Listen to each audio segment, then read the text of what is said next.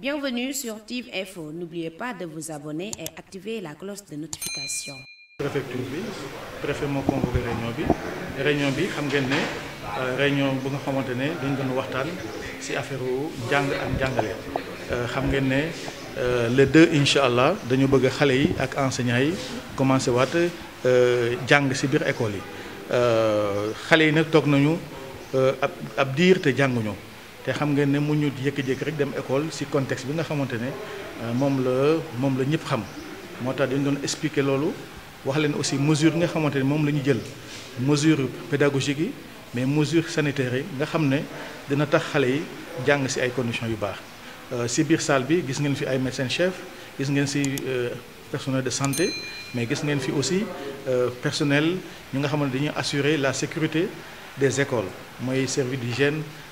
ak ñeneen ak ñeneen donc ñoo ñëpp dañuy lëkkaloo pour que le 2 incha allah. conditions yi nga xamante ne moom la suñuy kilifa yi tëral ñu mën ko wéyal pour que xale yi mën a jàng ci ay conditions yu baax. autorités locales yi dinañ ci jàpp ba mu yem. waaw autorités locales yi aussi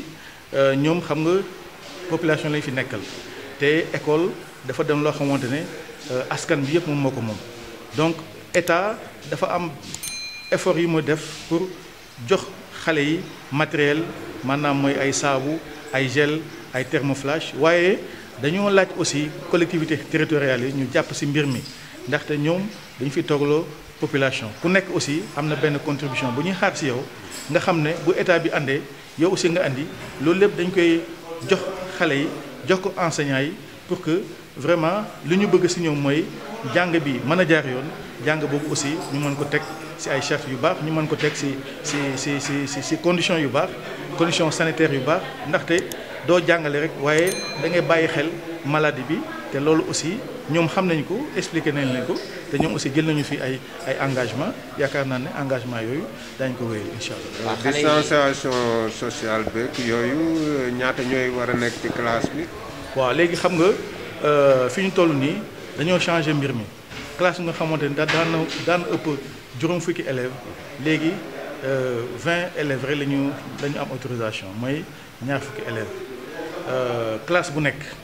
dañ koy dagg classe bu nekk dafa war a am ñaar fukki élèves nga xam ne école bi yëpp sax mën nañ ko jël l'essentiel mooy ku nekk classe bu nekk nga am ñaar fukki élèves ak benn enseignant moo tax aussi dama ci profité waale wax ne du ay enseignants yi daan jàngale ci classe d'examen rek ñoom la concerné enseignants yi ñëpp ñi nga xam ne ñu ngi woon ci école yi ñoom ñoo war a ñëw ci école bi directeur d'école bi ak chef d'établissement bi ñoom ñoo mën a xool maintenant naka na lu ñuy def ba enseignants yépp ñu mën leen jox ay liggéey ci biir école bi ñii mën nañ jàngale ñii def leneen ñii surveiller xale yi bu ñu génnee récréation ñii yore ay thermoflash di xool température xale yi nga xam ne ñaanuñu ko yàlla bu fekkee ne am na cas ñu teel ko signaler waa kër docteur ñu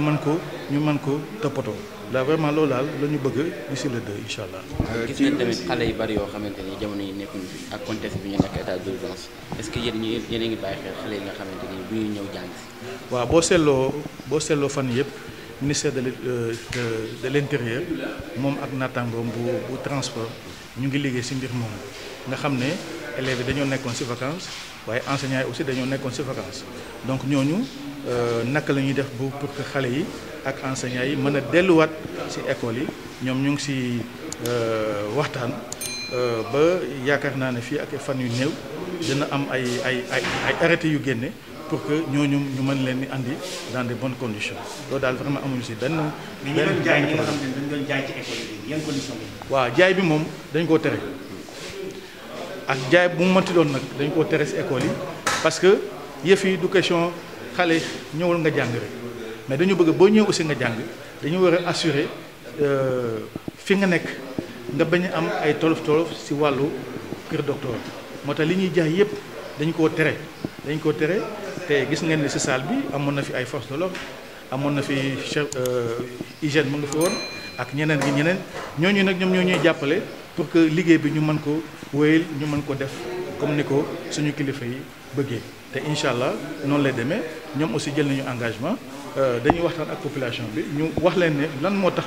ñu tere loolu parce que duñu ñëw rek vraiment tere ko dañuy waxtaan ak nit ñi wax leen ne lii ak lii moom moo tax ñu tere ko ñoom aussi mën nañu comprendre que situation bi moo waral loolu bu jamono changé nag mën nañu ñëwaat si comme ni ñu daan def avant. école privée yi ak centre de formation yi est-ce que ñoom aussi mesure bi dina leen laal. waaw xam nga bu ñuy wax njàng ak njàngale waxatuñu école privée ak école publique parce que xale yi fu ne la ñu nekk am na xale yu nekk ci public bi am na ñu nekk ci privé bi donc ñëpp la ñu concerné am na ñoo xamante ne aussi dañoo tànn dem ci école formation technique ñooñu aussi képp ku nga xamante ne da ngay def examen ren nga nekk ci public nga nekk ci privé nga nekk ci enseignement technique ñooñu ñëpp la ñuy concerné te incha allah ñoom ñëpp dañ leen jox jumtukaay yoo xamante ne dañuy nekk en sécurité et dañuy jàng comme ni ñu ko bëggee pour que en fin de compte ñu mën a def ay seen examen. mais li ministre doon wax naan yeneen xale yi nga xam ne du classe d'examen dañu leen di jàngale en ligne loolu est-ce que yéen ci waaw loolu xam nga loolu moom day wéy parce que boo ko xoolee ci télévision yeeg ak réseaux sociaux yi ñu ngi jàllale foofu ay programme ay leçons pour que xale yi nga xam ne pour l'instant ñu ngi ci kër yi ñooñu ñu continuer di jàng xëy na bu ñu demee nag ba ci kanam ñun aussi mën nañu dellu ci école yi moo tax dañ leen ñaan rek ñu continuer ci mbir mi di leen jàngal ci seen i kër yi en attendant que situation bi évolue te boobaa ñun aussi am nañu droit aussi ñëwaat ci école yi. lu jëm ci école yi laaj moom lu jëm ci école yi balaa xale yi ñu koy jëm yan mesures ngeen jël lu jëm ci wàllu hygiène. désinfection yooyu. waaw sànq ñu ngi doon waxtaan ak service d'hygiène pour ñu raxas école yi. école yëpp dañ leen di raxas dañ leen di toppatoo ba nga xamante ne le deux bu xale yi ñëwee dinañ fekk école yëpp set école yëpp ñu toppatoo leen nga xam ne dañuy ñëw rek commencé jàng dégg ngeen monsieur le préfet joxe na fi